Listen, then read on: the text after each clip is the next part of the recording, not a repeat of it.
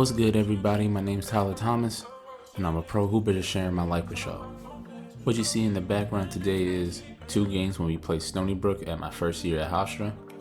These are 2 huge wins that that the team needed to be the first seed in the conference this year. So these 2 games were actually pretty big wins for us. And what's also important is that I torched their asses both games. Probably missed combined 6 shots in the 2 games.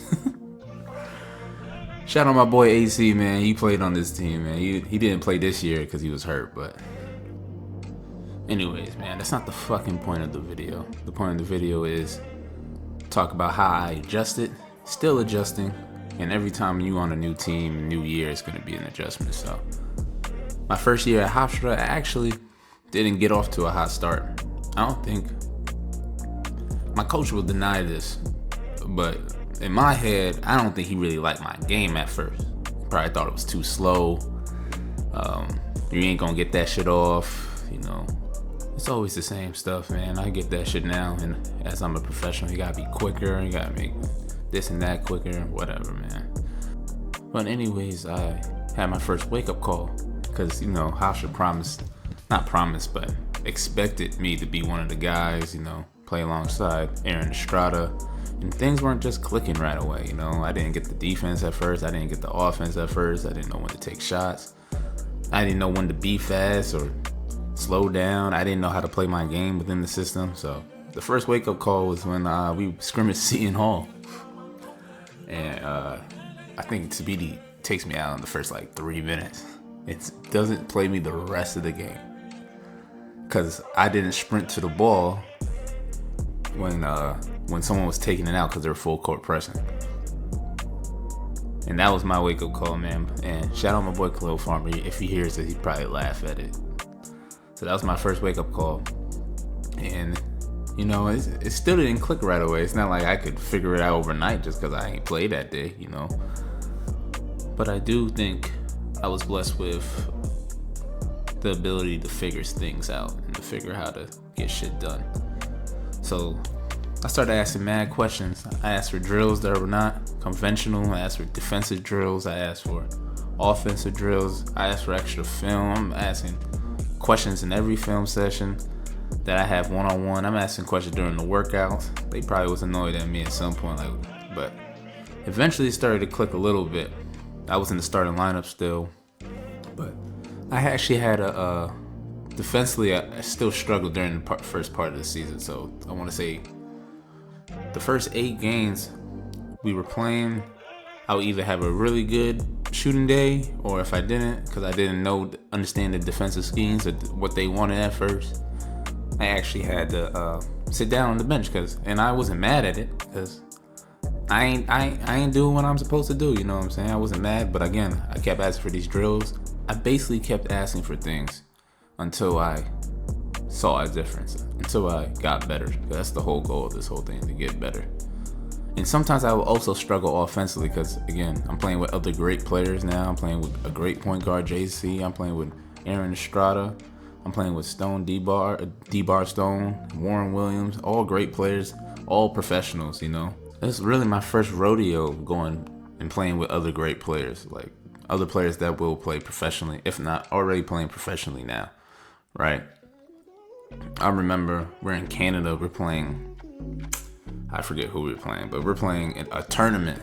I'm just having a shitty tournament. Shitty shooting wise, couldn't really find my shot, couldn't really find the rhythm. I just remember these other guys hooping. So we actually were on a 7-game win streak. And then we lost to somebody, and then my boy Warren comes back from injury because he said, I'm not going to come back until y'all lose. So he comes back this tournament, and obviously he's not the sharpest tool in this shit because he just came back from injury. I have no excuse to be not sharp. I've been playing this whole fucking time. So that's even more frustrating. So I just remember it's the last game we played Quinnipiac. I think we ended up winning, and I just did not perform well. I couldn't shoot for shit.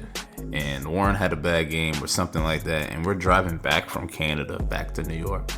And it's me and him in the back of the bus. He taps my shoulder and says, yo, Ty, we might be ass. should we just get a desk job? I said, I'm gonna have to go to work after this season, man. Might have to get that internship my dad always been talking about. We was just joking. Well, maybe at that point we're a little bit serious. But that's how much doubt can actually happen within these seasons. And eventually, through all the preparation, all the hard work, eventually I caught my rhythm, and it's been up from there. But every season has this adjustment. The next year where Aaron leaves and I'm the head honcho of Hofstra, another adjustment for a couple months.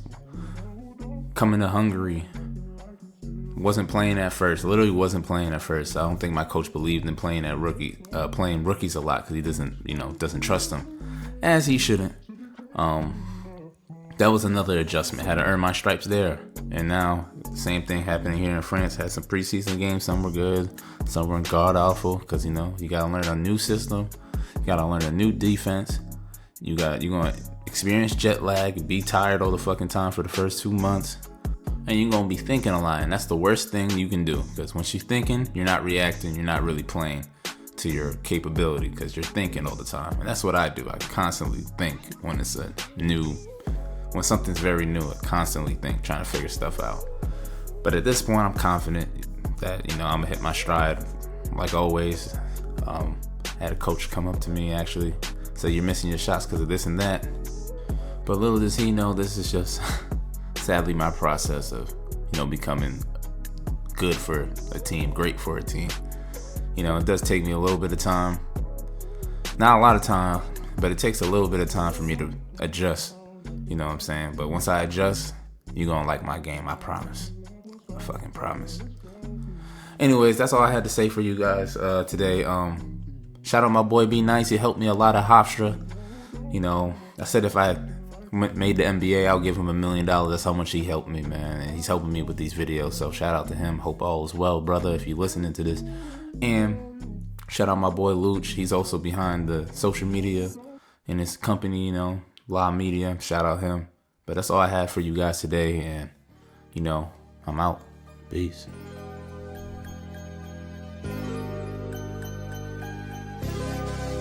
See, I'm way too fly. Oh, baby. See, I'm way too fly. Hey. See, I'm way too fly. Hopping out of fast cars and you think alright. See, I'm way too fly with the bitches in the club and you drink all night. See, I'm way too fly when I put my niggas on and they say alright. See, I'm way too fly, hopping out of fast cars and you